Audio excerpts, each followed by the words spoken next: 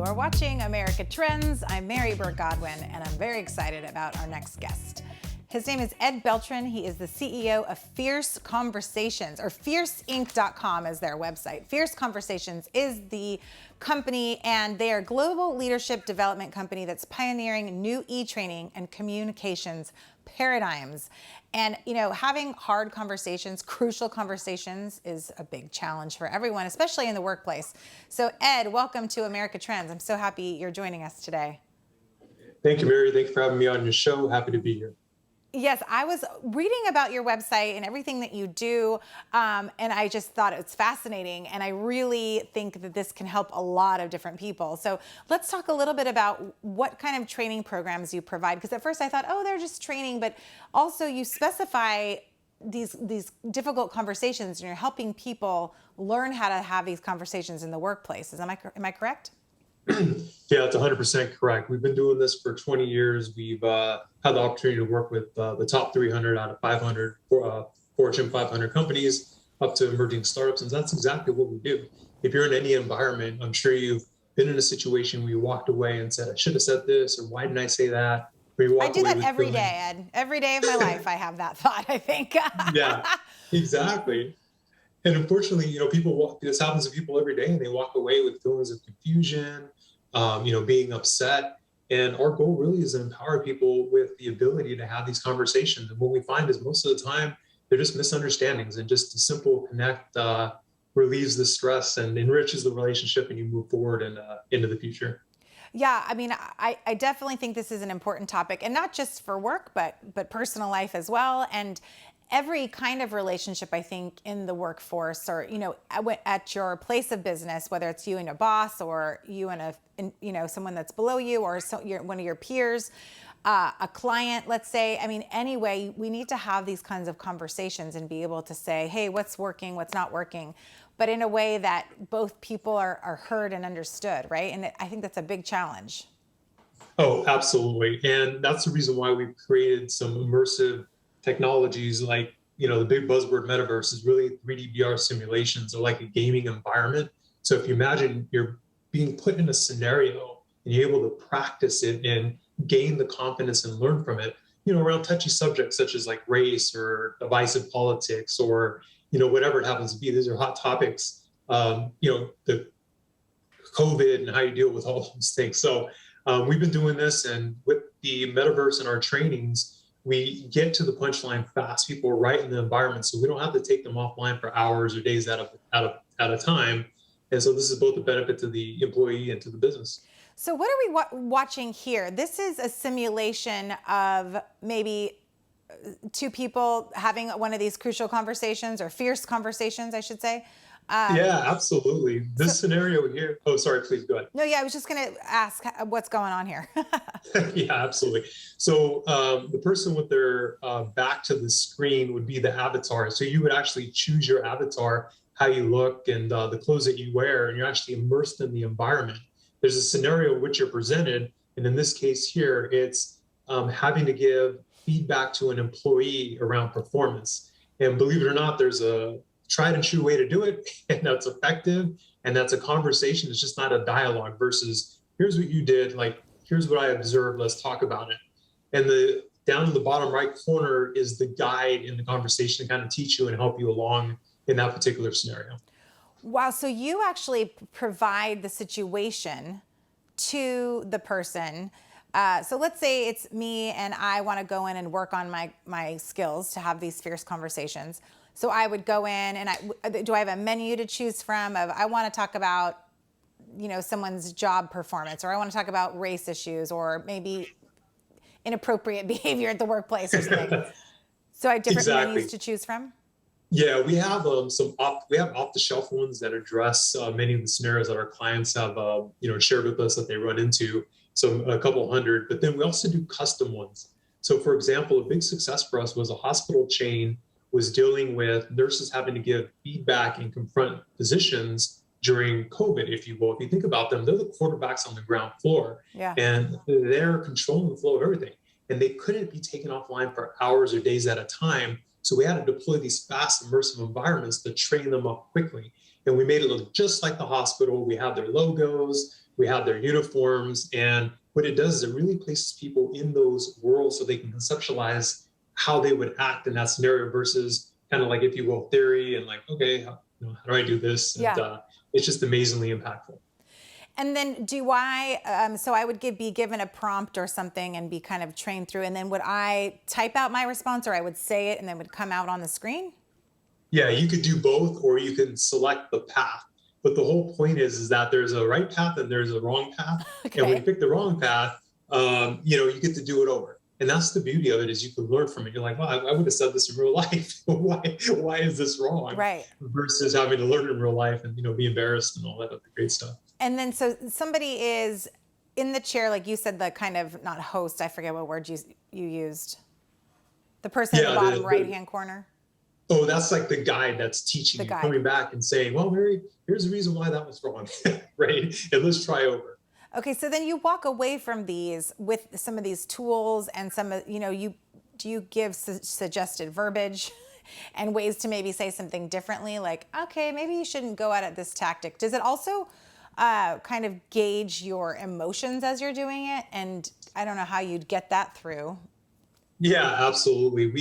What we do in these ones is we do a gamification. So if you keep going down the wrong path on some of our scenarios, you'll see at the top of the avatar, they're actually getting angrier versus happier, if you will. Okay. And so in some of our scenarios, instead of a guide, we actually let you go down the wrong path all the way to an employee quitting or someone responding harshly, because that's how the real world works, and then allow you to redo the whole thing. So yes.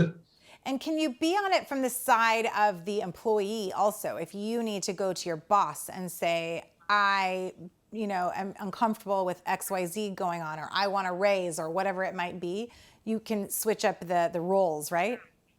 That's correct. And it's so interesting that you say that, because the science is that it's empathy when you can put yourself in different positions. And so we've actually, if you don't mind me sharing, we've actually found the most impactful application of this around DE&I topics, specifically microaggressions. So as an example, Mary, I'm Mexican, I'm 6'2", and I can't tell you how many times in a work environment I've heard people say, are you sure you're Mexican?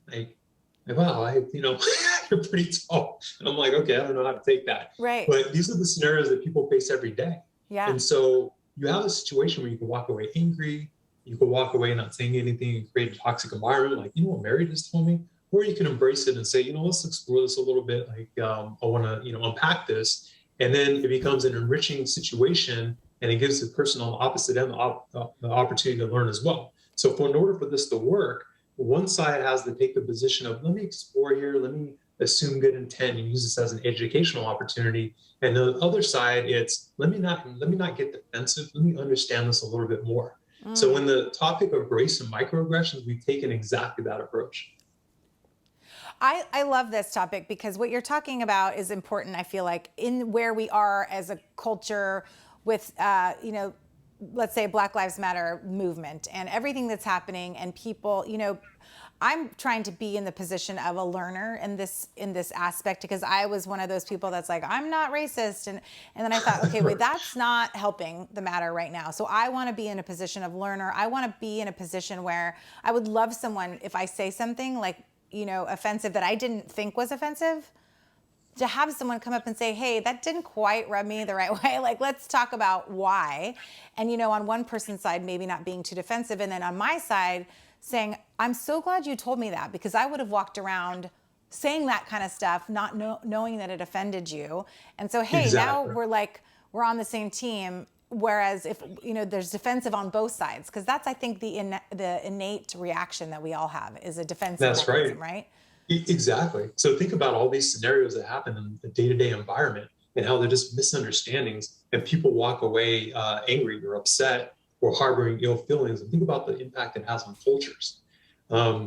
Mary, if you wouldn't mind me sharing, it's really interesting that you say that, because one of our more popular microaggression scenarios has to do with someone calling in for a reference on a Black employee, and the referrer references the Black employee as, he or she's articulate. They're articulate. I would definitely hire them. And the reality is that's considered offensive, because the challenge would be, would you describe a white employee, for example, as articulate?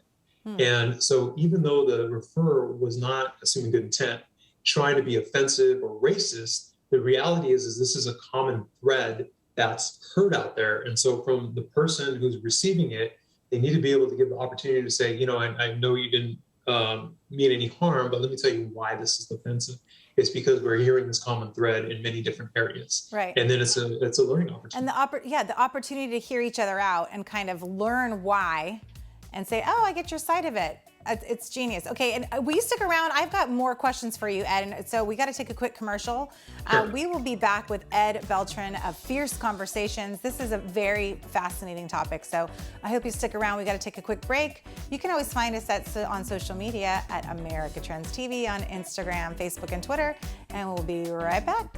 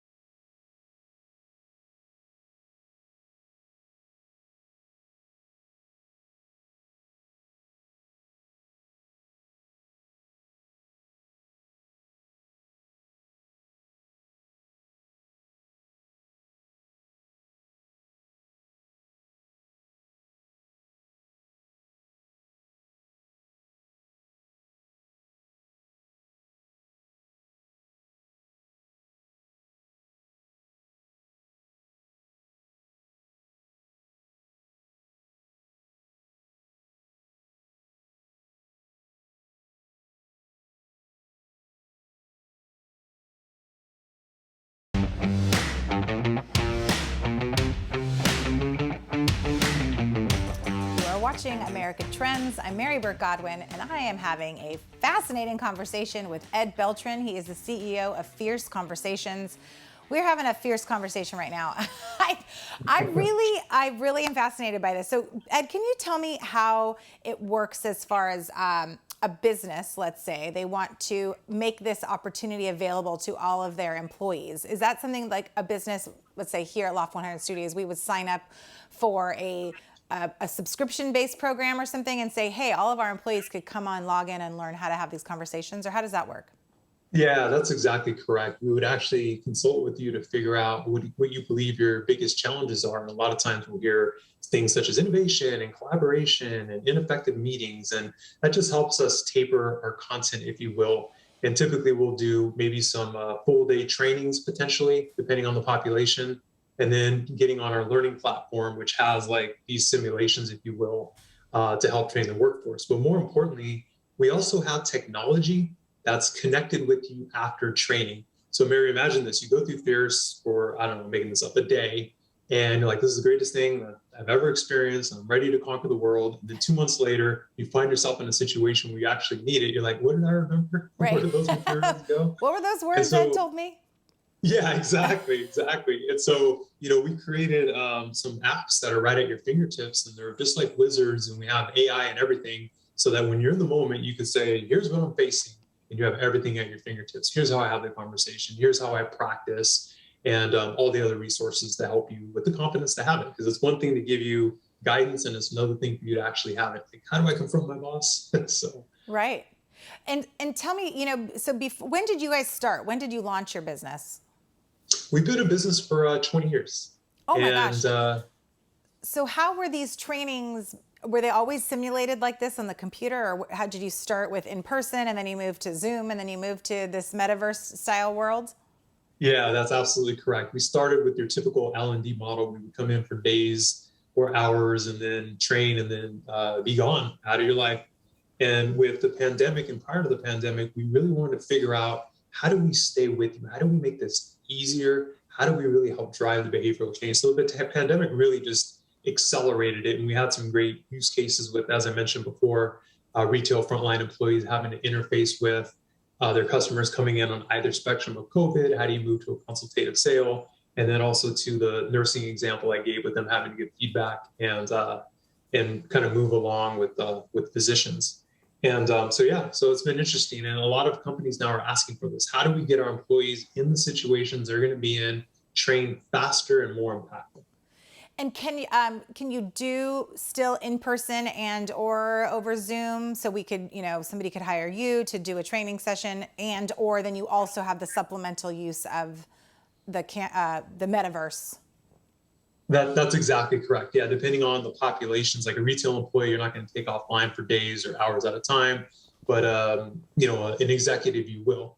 The way I like to think about it, Mary, is this: is when reading a book, some people want like a physical book. They want to be able to, dog ear it and highlight things and throw it in their bag. And other people like Kindles, and yet other people want the Audible or even wait for the movie.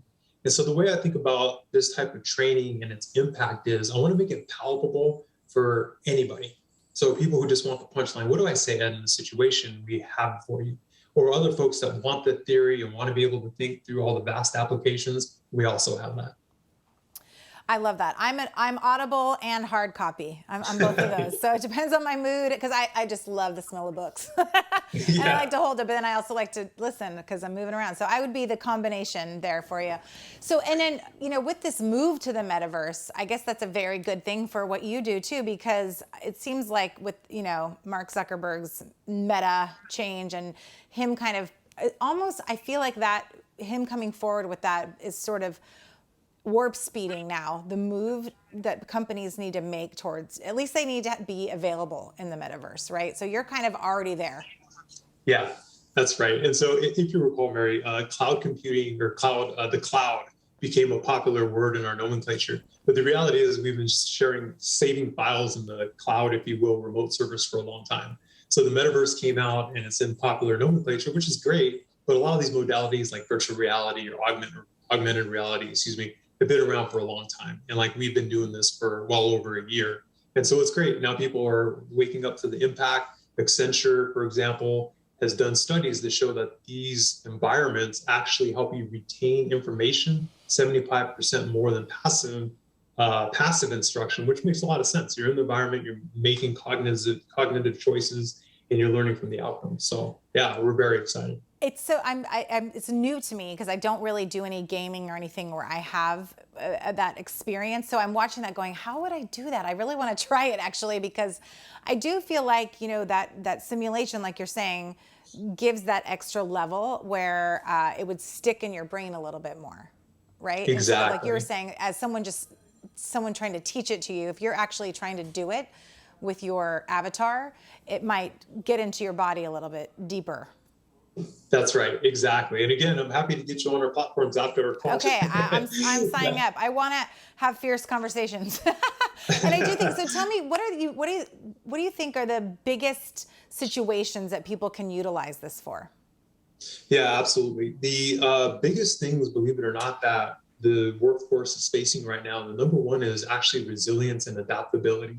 We're 2 years into this COVID thing, and it's upended our lives, and in the workforce, there's a lot of things going on. Some people are remote, some people are hybrid. And a lot of L&D leaders are sharing that it's around resilience and adaptability. So underneath that umbrella is, wellness topics. So for example, the way, I came up, you never talked about mental health, you never talked about struggles. And, now you can, and now you do. And now a lot of companies now are also moving toward what I'm very happy for, which is active wellness. Let's proactively make this part of our culture and DNA. Mm-hmm. And that's where I believe it falls under resilience and adaptability, and ensuring that you're having the right the right conversation. So Mary, how are you doing today? And when you say, I'm not doing okay today, that's all right. And leaders being able to be trained in those conversations are critical.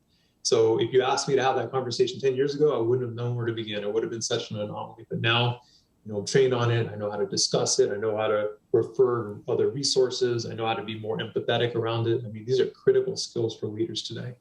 Yeah, I mean, we do a lot of talking on the show about mental health because it is becoming something that we are being able to talk about in our culture now a little bit more widespread versus, like you were saying, 10 years ago it wasn't talked about. And now people are, you think when someone asks, how's your day or how are you doing? A lot of people just say fine. But now I think people are feeling a little bit, I mean, my grocery store person asked me, I'm like, do you really want to know? My teenage daughter said to me.